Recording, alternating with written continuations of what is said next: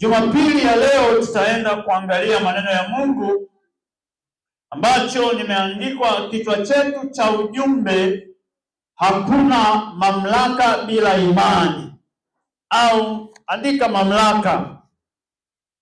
Hakuna mamlaka bila imani. Tunaposema mamlaka, ni neno ambalo tunaona kabisa mamlaka ni uhuru wa kuamua haki na kutenda bila kizuizi. Uhuru wa kuamua haki na kutenda na kufanya bila kizuizi. Na huo uhuru wa kuamua, uhuru wa kutenda bila kizuizi, ni lazima hiyo mamlaka ianze na Mungu, kwa sababu yeye ndiye ambaye hana kizuizi.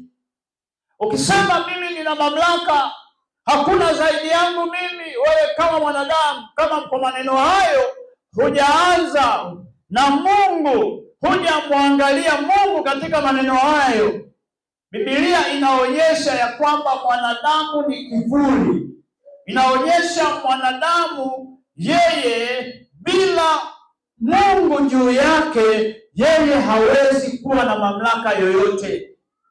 Kwa hiyo mamlaka, mwanadamu aliye na Mungu, mwenye maisha ya kiungu, yeye ana mamlaka, na hiyo mamlaka ni lazima kuwe na imani. Kitabu cha Mathayo ile sura ya 21, Mathayo sura ya 21, ule mstari wa 23 mpaka ule wa 27. Mathayo sura ya 21 mstari ule wa 23 mpaka ule wa 27, Biblia inasema hivi: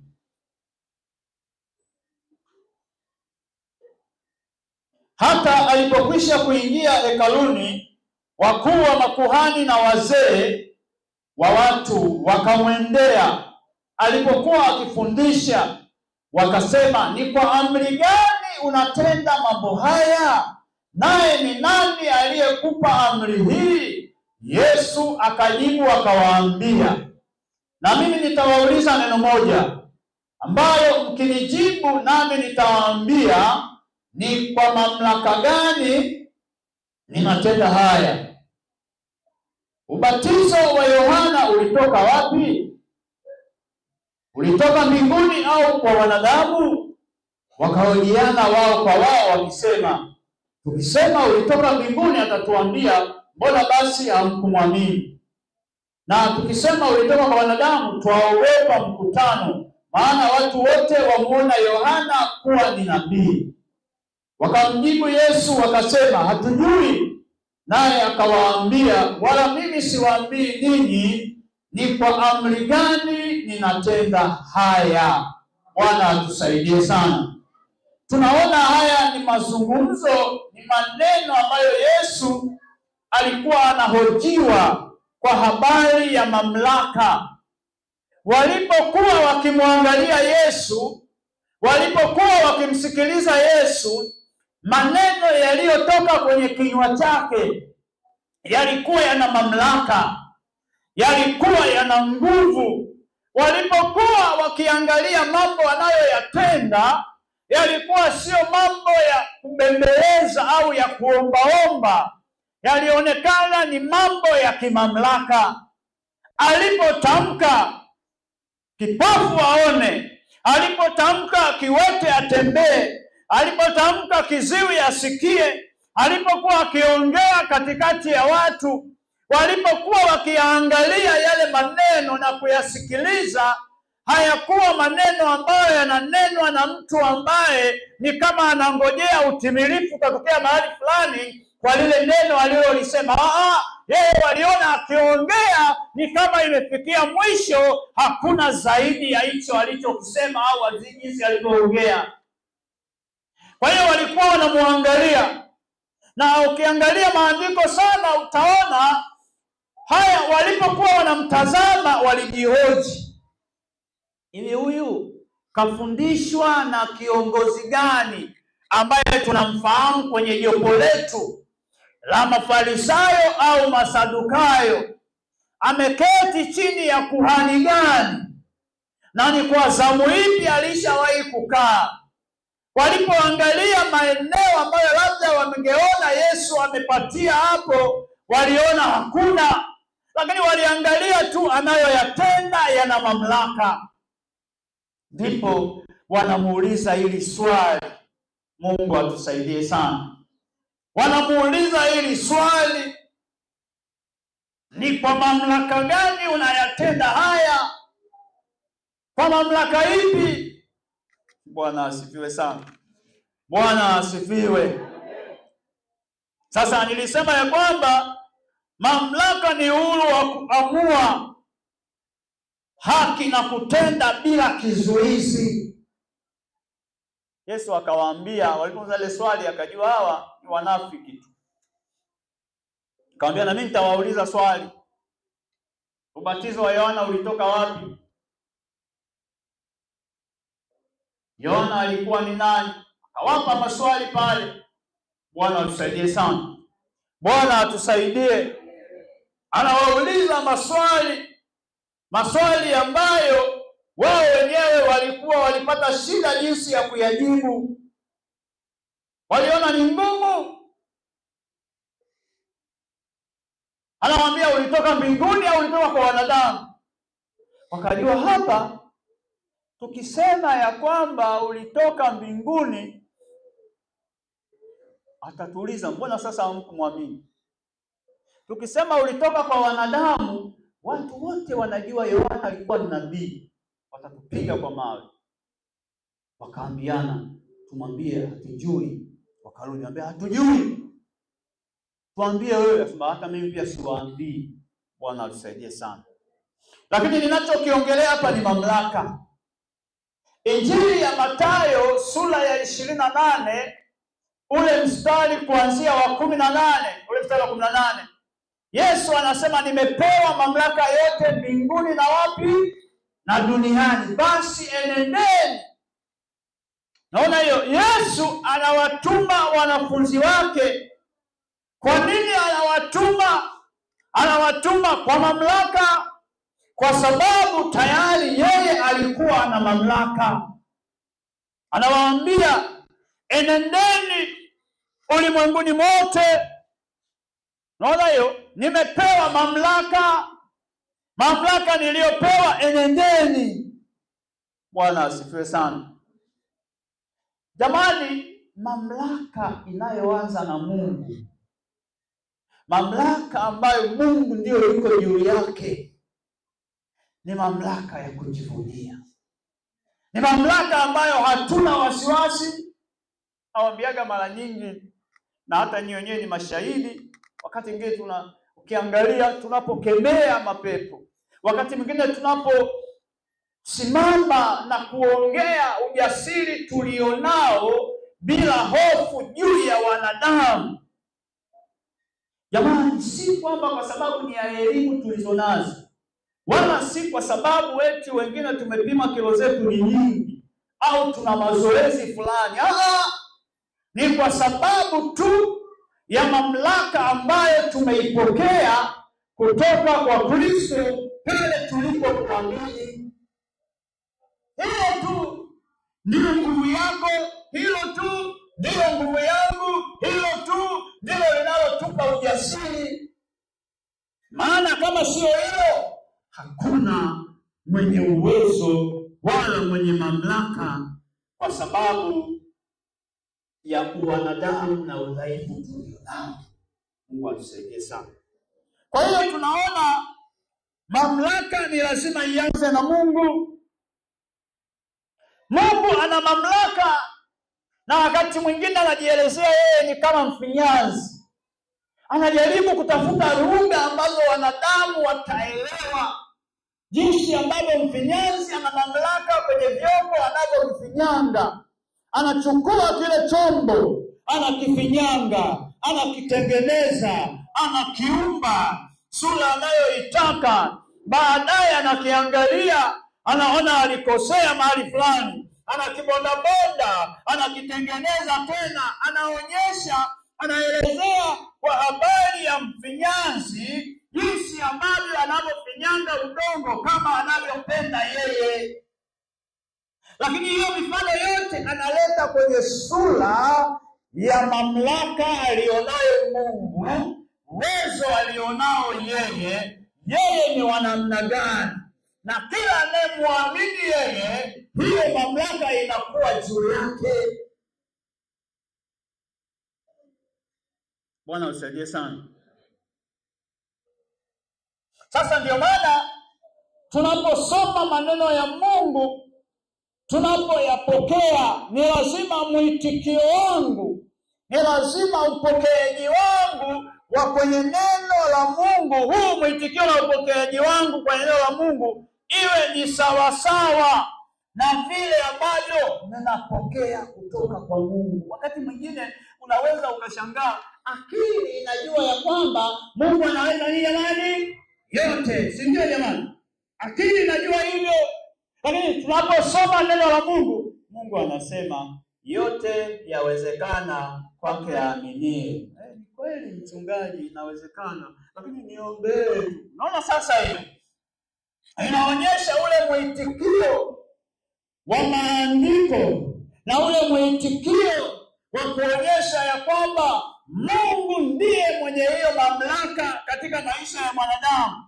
Inakuwa ni vitu viwili tofauti kwa mtu. Bwana usaidie sana. Kwa sababu hii mamlaka ya kimaandiko ndiyo mamlaka ya Mungu mwenyewe. Ni yeye mwenyewe. Pengine tunakemeaga, tunaomba, afu tunasema, Bwana wewe ulisema, kwa jina lako tutatoa pepo, kwa jina lako tutasema kwa lugha mpya, kwa jina lako Bwana wewe ndio ulisema. Unaona hiyo? Tunasimama kwenye mamlaka ya neno la Mungu, kile ambacho Mungu amekisema.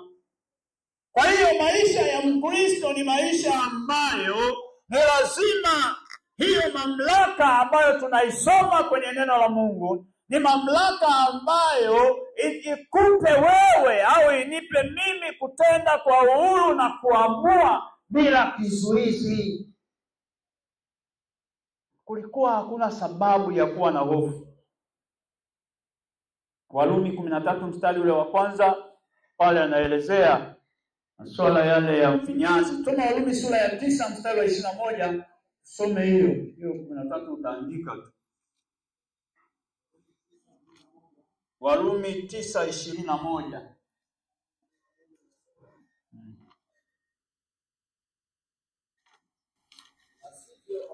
Au mfinyanzi je, ana hapo udongo. Fungu moja la udongo huumba chombo kimoja kiwe cha heshima na kimoja kiwe hakina heshima.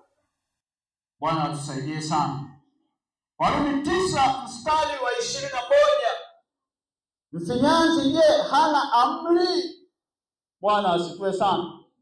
Mfinyanzi hana amri? Na hapa mtumishi wa Mungu anaelezea habari ya Mungu, jinsi ambavyo ana haki ya kuwatumia watu wake.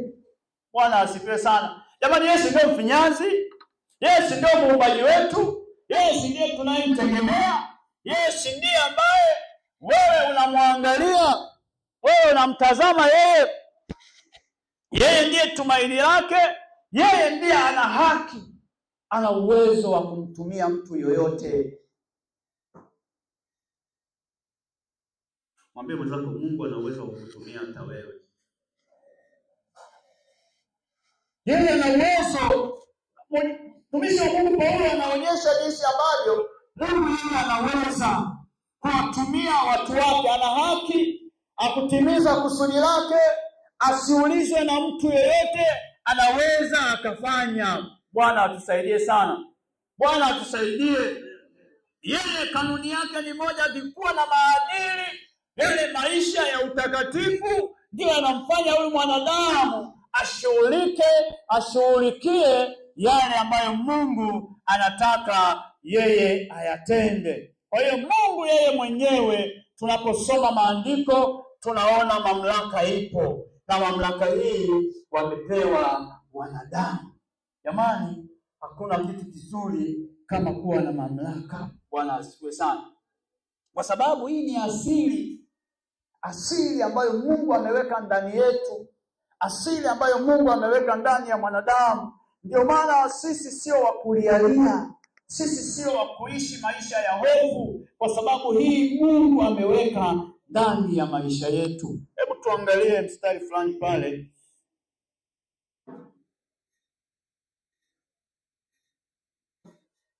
Matendo ya Mitume ile sura ya kwanza ule mstari wa 7.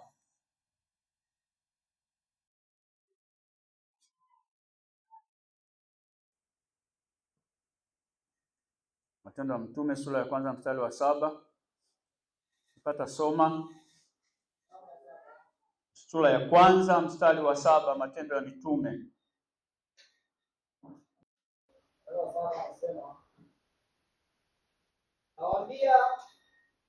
Kawaambia si kazi yenu kujua nyakati wala majira Baba aliyoweka katika mamlaka yake. Haya ni maswali ambayo Yesu walimuuliza wale mitume.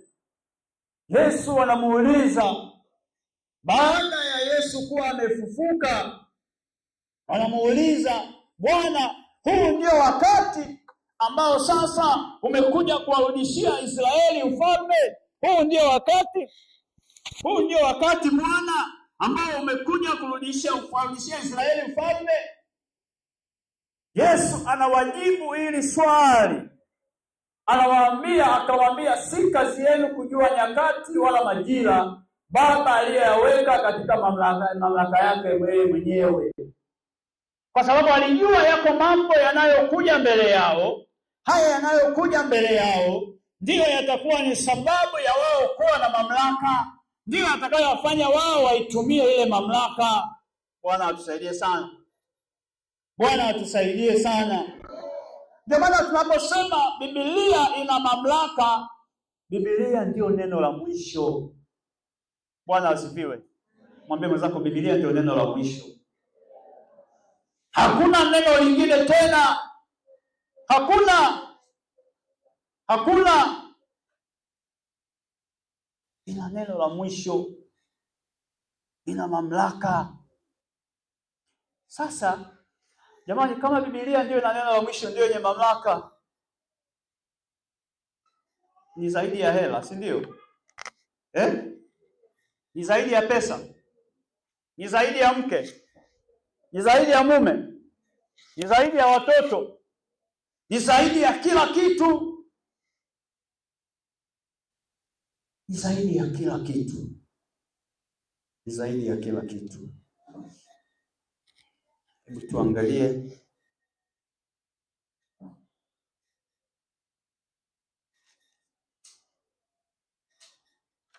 kitabu cha Marko ile sura ya 6.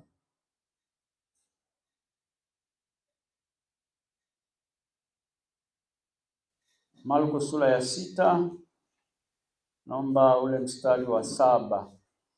Soma ule mstari wa 7.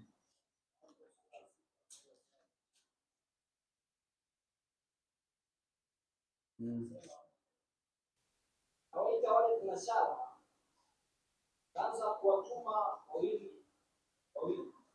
Hapa amri juu ya pepo wachafu. Kataza wasikitoe kitu cha njiani, isipokuwa fimbo tu. Wala mkate, wala mkono, wala pesa za mikono. Lakini wajifungie viatu. Akasema msivae kanzu mbili. Akawaambia, mahali popote mtakapoingia katika nyumba, kaeni humo hata mstari ule mmoja tu. Bwana asifiwe sana. Sura ya 6 mstari wa ngapi? Wa 7. Tunaona hapa Yesu anawatuma wale mitume kila eneo ambalo yeye alikusudia kwenda, anawatuma. Bwana asifiwe sana. Unajua jamani, Yesu alikuja hapa duniani ni pamoja na aziharibu kazi za nani jamani? Kazi za Ibilisi. Kwa sababu shetani ndio alikuwa na mamlaka. Hakuna Yeye ndiye alikuwa na mamlaka. Yesu amekuja ili aziharibu, azivunje hizo kazi za Ibilisi. Yeye ndicho ambacho Yesu kimemleta, kusudi la yeye kuja hapa duniani na kuwafungua walioonewa na shetani kwa habari ya dhambi.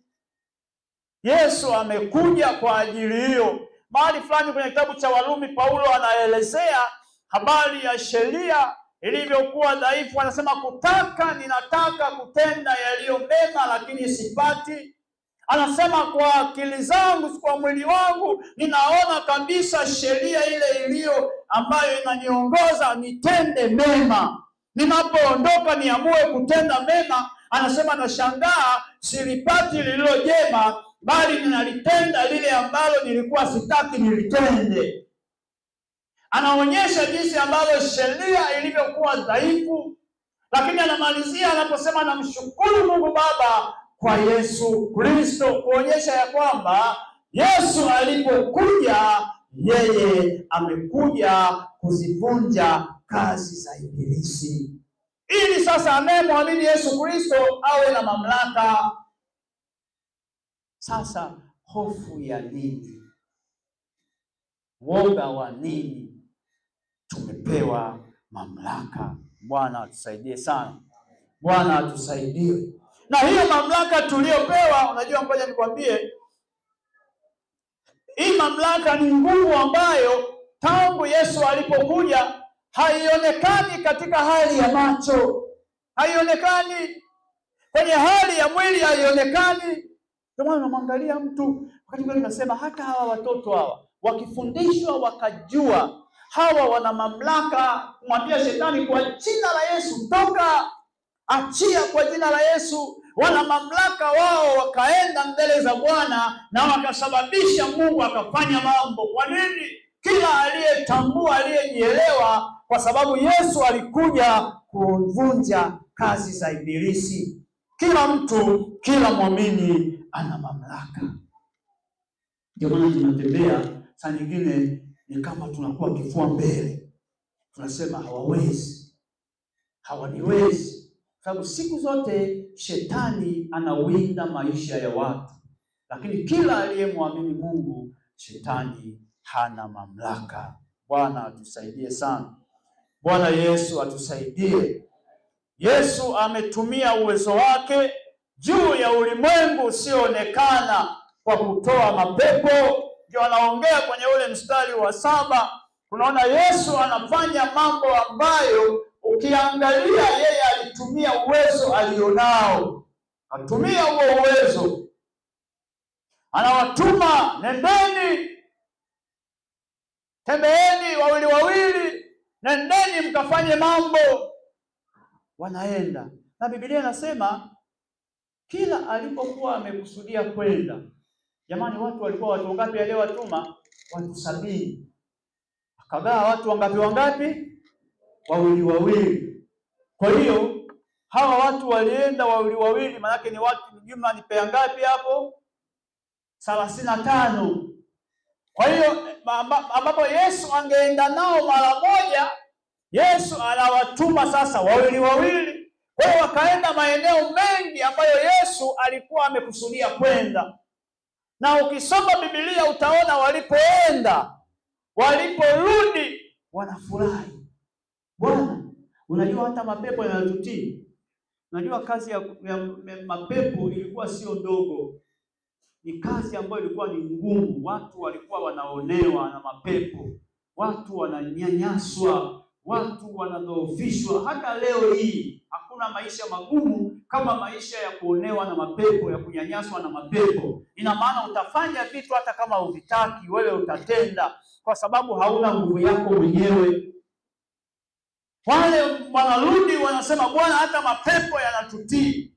Bwana, tumeona mambo haya, watu wamepona, watu wametendewa hivi, tumeona miujiza mingi. Wakafurahi, wakashangilia kwa sababu walikuwa na mamlaka kutoka kwa Yesu Kristo.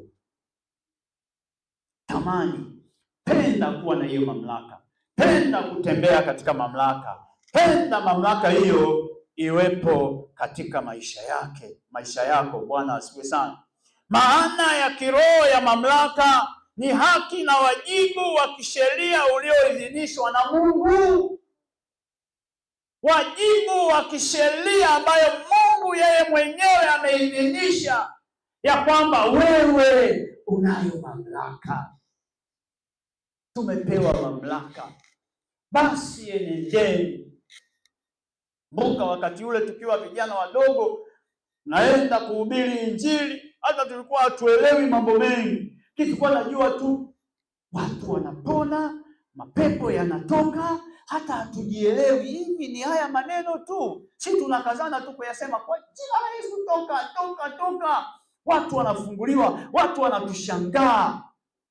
Lakini zinakuja kugundua kumbe tulikuwa tuna mamlaka ya kimbingu. Amina. Bwana asifiwe sana. Bwana asifiwe. Kwa hiyo mamlaka imeidhinishwa.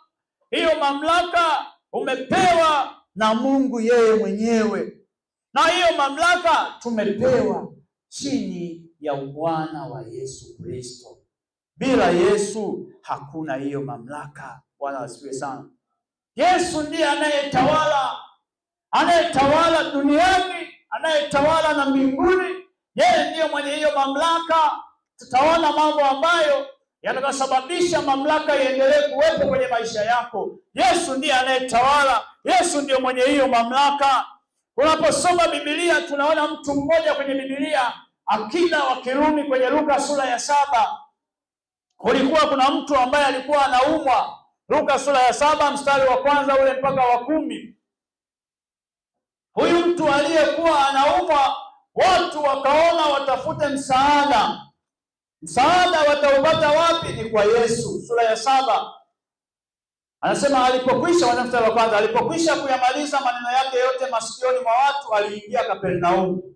Na mtumwa wake akida mmoja alikuwa hawezi, karibu na kufa, naye ni mtu aliyempenda sana. Aliposikia habari za Yesu, alituma wazee wa Wayahudi kwake kumuomba aje amponye mtumwa wake. Nao walipofika kwa Yesu walimsihi sana wakisema, amestahili huyu mtendee neno hili, maana analipenda taifa letu, naye alitujengea sinagogi. Basi Yesu akaenda pamoja nao, hata alipokuwa si mbali na nyumba yake, yule akida alituma rafiki kwake. Yesu alipokaribia, akida akatuma watu kwake. Asema, akamwambia, Bwana, usijisumbue, maana mimi sistahili wewe uingie chini ya dari yangu. Kwa hiyo nalijiona sistahili mwenyewe kuja kwako, lakini sema neno tu na mtumwa wangu atapona. Kwa maana mimi nami ni mtu niliyewekwa chini ya mamlaka, mwenye askari chini yangu. Nikimwambia huyu nenda, huenda, na huyu njoo, huja, na mtumwa wangu fanya hivi, hufanya. Yesu aliposikia hayo alimstaajabia. Akaugeukia mkutano uliokuwa ukimfuata, akasema, nawaambia hata katika Israeli sijaona imani kubwa namna hii. Na wale waliotumwa waliporudi nyumbani, wakamkuta yule mtumwa ni mzima. Hapa tunaona mamlaka aliyokuwa nayo huyu akida juu ya watu waliokuwa chini yake. Anaeleza ya kwamba akimwambia huyu njoo, anakuja, na huyu nenda, anaenda. Akagundua mamlaka aliyonayo Yesu ni zaidi, kwamba hata astahili alifike kwenye dari lake, bali aseme neno tu, anaamini mtumwa wake atapona. Yesu akashangaa imani ya yule akida. Bwana atusaidie sana. Jamani, haya yote tunayojifunza na kuyasoma na kuyatafakari, yote haya yanakuja kulenga juu ya maisha yako wewe na mimi, juu ya kile ambacho Mungu ameweka ndani yako. Unaelewaje? Unakitambuaje? Bwana atusaidie sana. Kwa hiyo huyu akida alijua mamlaka aliyonayo Yesu, alitambua. Bwana atusaidie sana. Hii ni nguvu. Mamlaka aliyonayo ni nguvu inayotoka mbinguni, nguvu ambayo iko juu ya mambo yote, Na nguvu hii inaonekana kwenye maneno na matendo, maana imetoka mbinguni, si katika hali yoyote ya kawaida ya mafundisho ya kibinadamu. Hapana. Bwana atusaidie sana. Bwana atusaidie sana. Ni nguvu inayotoka mbinguni. Tamani mamlaka utembee nayo. Tamani hiyo mamlaka uwe nayo. Sasa wakati mwingine Mungu atusaidie, maana ni kwa maneno na nini jamani? Na matendo. Sasa mdomo huu jamani, wenyewe mnajijua. Mdomo huu. Mjinga wewe. Sasa mamlaka ikisema ifanye kazi, maana yake mtu aendelee kuwa nini? Mjinga siku zote. Liangalie hili. Maana yake likae la kuangaliwa tu hiyo siku zote. Kwa maana Yakobo anaelezea sana habari ya ulimi, lakini anaelezea habari ya lijamu, fungu la lijamu, pale ambapo tutajinyenyekeza mbele za Mungu. Ulimi. Kwa hiyo mamlaka tunayo. Bwana atusaidie sana. Mamlaka inafanya kazi. Nguvu ambayo inatoka mbinguni kupitia maneno na matendo yanayoonekana, hiyo mamlaka inafanya kazi. Pale Yohana sura ile ya 6 ule mstari wa 33,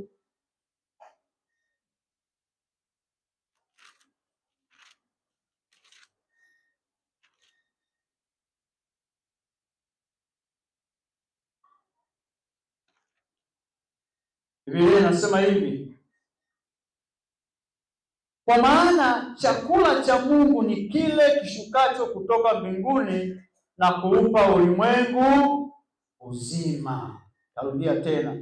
Kwa maana chakula cha Mungu ni kile kishukacho kutoka mbinguni na kuupa ulimwengu nini? Uzima. Yesu alikuwa akiongea katika mkutano wa watu. Yesu anaelezea kwamba yeye ndiye chakula cha nini jamani? Ya uzima. Baadaye anakuja anawaonyesha jinsi ambavyo hawa watu waliokuwa wanamfuata, ni kwa nini walikuwa wanamfuata yeye. Ni kwa sababu ya vyakula na mamikate waliokuwa wanakula. Anawaambia, angalieni msikitendee kazi hiki chakula, kiangalieni. Anaeleza ya kwamba yeye ndiye chakula kilichoshuka kutoka mbinguni na kuupa ulimwengu nini? Uzima. Anaonyesha jinsi ambavyo yeye ni wa namna gani, akimaanisha nguvu ya kimungu inayofanya kazi ndani ya Mkristo kupitia maneno anayoyanena. Ni chakula kimetoka mbinguni, kwamba Mkristo anayo nguvu. Anayo nguvu. Ndio maana Yesu walimstaajabia sana, walimshangaa sana kila wakati, kwa sababu ya nguvu ambayo ilikuwa iko ndani yake. Bwana asaidie sana. Pamoja na mafundisho mengi ya kidini yaliyokuwepo, Israeli jamani, walikuwa wanafundishwa sheria sana. Watu wanajifunza sheria, Torati wanajifunza, lakini hakukuwa na nguvu iliyokuwa inadhihirika ya kimungu. Kwa hiyo mafundisho yote ya kidini yakawa nje. Bwana atusaidie sana. Ndio hata leo jamani, hawa wenzetu wanajifunza sana. Kuna watu wanajifunza sana, wanajifunza, lakini kuna sababu ambazo hakuna matokeo. Bwana atusaidie sana. Sababu ambazo zinawafanya usiwe na matokeo ni ile hali ya wao kutokuwa waadilifu. Tutaenda kumalizia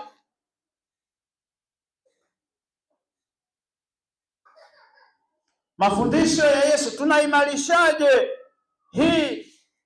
hii mamlaka? Tutaimarishaje hii mamlaka tuliyopewa? Tutaimarishaje mamlaka tulionayo?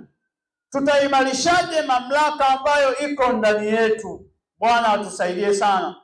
Mamlaka ambayo ipo ndani yetu, sisi tuna asili ya mamlaka ndani yetu. Na tunaimarishaje hii asili ya mamlaka ndani yetu? Pale tunapokutana na majaribu, pale tunaposhinda majaribu, pale tunapokuwa imara, ndipo tunapoimarisha hii mamlaka. Ndio maana kila siku tunatakiwa tuwe nani jamani? Washindi. Washindi. Zaburi anasema neno lako ni taa ya nini? Na mwanga wa nini? Maana yake kila hatua moja ya ushindi inaleta hatua nyingine ya nini jamani? Ya ushindi. Sisi sio wa kushindwa. Bwana atusaidie sana. Na hata mwandishi kitabu kwenye Torati anasema usifurahi adui yangu niangukapo. Bwana atafanya nini jamani? Ataniinua. Bado tunasimama kama washindi. Bwana atusaidie sana. Tunaposhinda majaribu, tunakuwa imara kiroho. Na huu imara ndiyo matayarisho ya kazi ya mamlaka ambayo tunaionyesha, tunaiwasilisha kupitia maneno na matendo tunayoyatenda. Tunayo. Hata kama ungekuwa ni mnyonge, ungekuwa ni dhaifu wa namna fulani, bado wewe una mamlaka, na ni lazima hiyo mamlaka tuiwasilishe. Yesu alishasema jamani, nimepewa mamlaka yote mbinguni na duniani, basi enendeni. Na pale msalabani, hata kwenye maombi nasemaga mara nyingi sana, Yesu akasema imekwisha, ya maana ya kwamba amemaliza ile kazi. Anaenda kule kuzimu, anamnyang'anya shetani mamlaka, anatoka kuzimu, anashangilia kwa mikogo kuonyesha ya kwamba yeye ana mamlaka. Na mamlaka hiyo ameliachia kanisa lake. Bwana atusaidie sana. Tunakuwaje ndani ya mamlaka yake? Tunakuwaje? Tunaendeleaje kuishi na hiyo mamlaka yake? Ni pale kila mmoja anapoyatoa maisha yake kwa Mungu. Kila mmoja unapoyatoa maisha yako kwake, mwili wako, nafsi yako, akili yako, roho yako. Mwili anasema itoeni miili yenu iwe dhabihu takatifu ya kumpendeza Bwana. Hii ndiyo ibada yenye maana. Tunapotoa miili yetu, Bwana atusaidie sana. Toa mwili wako, jitoe kwa ajili ya mambo ya Mungu, jitoe kwa ajili ya kazi ya Mungu. Hiyo mamlaka itaendelea kukaa ndani yako. Bwana akusaidie sana. Bwana atusaidie katika mwili, katika akili, katika roho.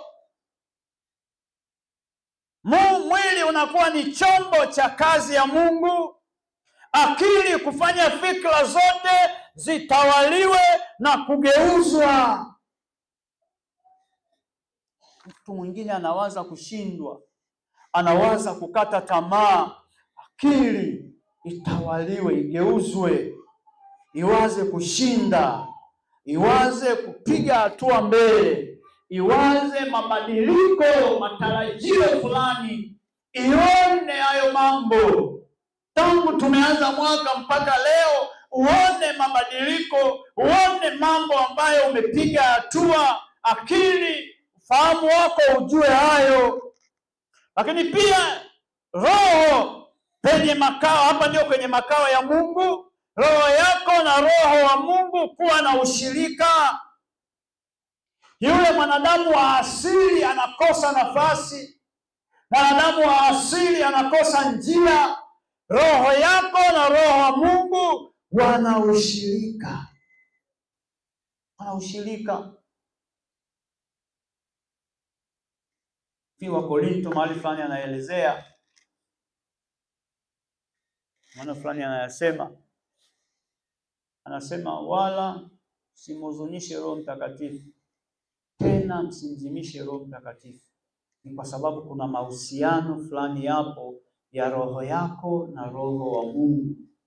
Kwenye yale mambo ya huzuni, mambo ya kuharibu ile mamlaka iliyo ndani yako, Roho Mtakatifu ana huzuni. Unasikia hali fulani kwenye maisha yako ambayo inaonyesha kwamba unaenda kufanya au unaelekea mahali ambapo sipo.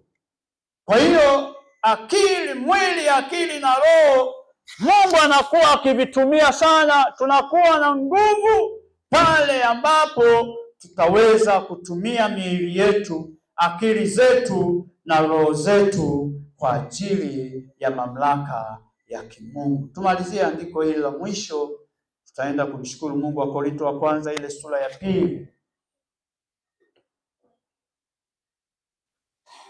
Iko mamlaka ya kimungu ndani ya maisha yetu. Korinto wa kwanza sura ya 2 ile mistari miwili, wa 14 na wa 15.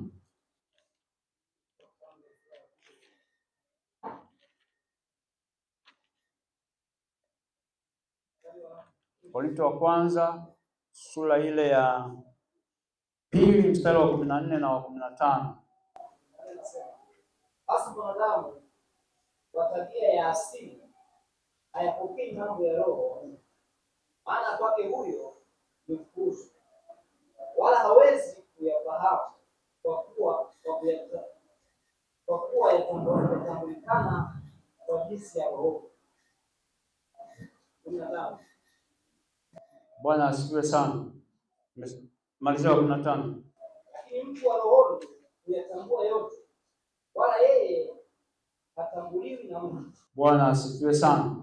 Mstari wa 16 ukisoma anasema lakini sisi tunayo nia ya nani? Ya Kristo. Anaelezea pale maneno mengine, baadaye anasema lakini sisi tunayo nia ya Kristo. Na hapo ndipo penye nguvu. Mwanadamu wa tabia ya asili hajui, atambui kama mambo ya rohoni. Maana mambo ya rohoni yatambulikana kwa jinsi ya nini? Ya rohoni. Ndio maana jamani, tusije tukapoteza nguvu ambayo Mungu ameweka ndani yetu, hiyo mamlaka. Na nimesema ni mahusiano yetu tunapoyafanya hayo, yale mambo ya mwili. Nasema itoeni miili yenu. Mwili tunaufanya kuwa chombo cha kazi ya Mungu. Mamlaka inaendelea kuwa ndani yetu, sio chombo cha uovu, sio chombo cha uharibifu, sio chombo cha kufanyia mabaya. Napoendelea kutoa miili yetu kuwa chombo kwa ajili ya kazi yake, mamlaka ya Mungu inaendelea kustawi na kuwepo katika maisha yetu. Tunapoendelea kufanya fikra zetu zitende kwa kugeuzwa, kubadilika, kugeuza, kuyaondoa yasiyostahili, mamlaka inaendelea kutenda kazi katika maisha yetu. Bwana atusaidie sana. Roho yetu na roho wa Mungu wanakuwa na ushirikiano. Kuna vitu vingine kwenye Biblia havijaandikwa, lakini mamlaka ikiwa ndani yako kwenye huo ushirika, hata kitu kibaya unaona kabisa hiki hakifai. Kuna wengine wanauliza maswali, kwani imeandikwa wapi hiki ni nani? Imeandikwa wapi? Ni kwa sababu tu hawajakuwa kwenye uhusiano kati ya roho zao na roho ya Mungu. Ndio maana wanangoja kwamba imeandikwa wapi. Lakini huyu ambaye ana uhusiano kupitia mamlaka, ndani kuna kitu kinasema. Ndani anasikia sauti fulani inakataa, inamuonyesha jinsi ambavyo mamlaka aliyonayo ina uhusiano hata wa kukataa yale mambo yasiyostahili. Naomba tusimame.